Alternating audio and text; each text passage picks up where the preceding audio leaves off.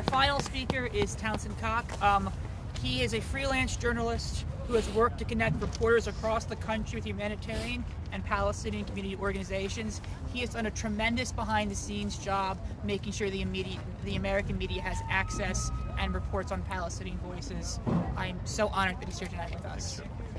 Hi, I'm Townson Cocke. I'm a freelance writer, and I've spent the past 3 months connecting reporters across the country with sources on the ground in Gaza and with Palestinian community organizations in the U.S. The killing of so many journalists in Gaza is an outrage, and the U.S. government must do more to demand their protection. I'm grateful to Defending Rights and Dissent for organizing this, and also to Rep. Tlaib and Bush for being so courageous on this and so many other things. Shireen Abu Akleh once observed after a 2-month visit to the U.S. that, quote, you never see a human story about Gaza in the West.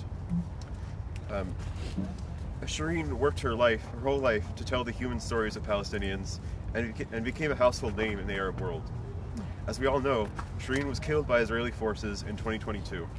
And now in Gaza, we see the same thing playing out over and over again right before our eyes. Gaza's storytellers, the people who give the world a sense of the rich humanity of this relentlessly demonized population, are being taken away from us. Many journalists in the U.S. are probably thinking, what can I do? So I want to address my remarks to them, to the journalists who might be watching this.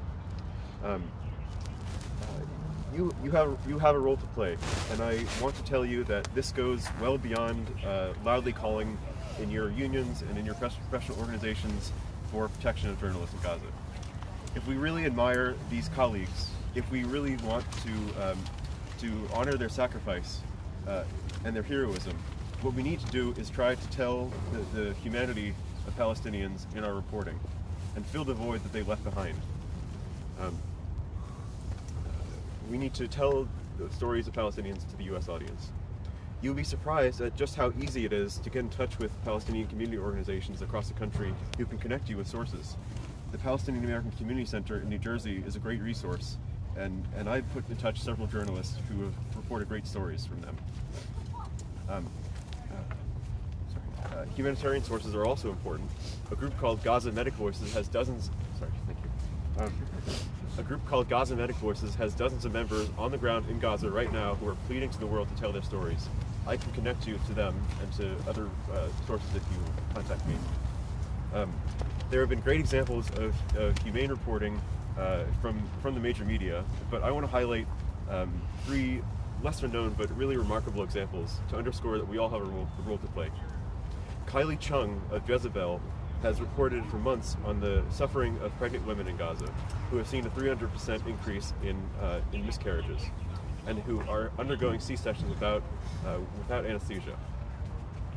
Hanan Adeli of the Bergen Record in New Jersey has done some amazing work on the pain and the grief that Palestinian Americans right in our backyard have felt about this war. And it goes to show that reporters can take an interest, whether you're a local reporter or someone interested in women's issues. Everyone can tell a story. Lastly, there is Layla El-Haddad, whose book on motherhood in Gaza is a moving reminder that Palestinians have exactly the same hopes and dreams as the rest of us. When I watch things like last night's Senate vote and begin, frankly, to lose faith in humanity, I remember these people's journalism, and I think to myself, if only local papers across the country were plastered with the human stories of Palestinians in Gaza.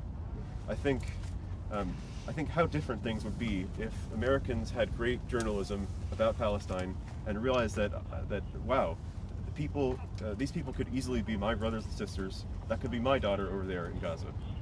Good reporting allows us to realize that Palestinians deserve a peaceful and dignified life, just like the rest of us. That's the power of great journalism, and that's the mission that the people who we're honoring tonight dedicated their lives to.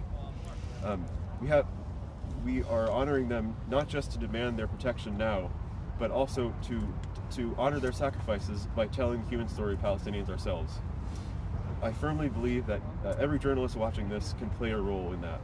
Thank you, and please get in touch with me through our press release.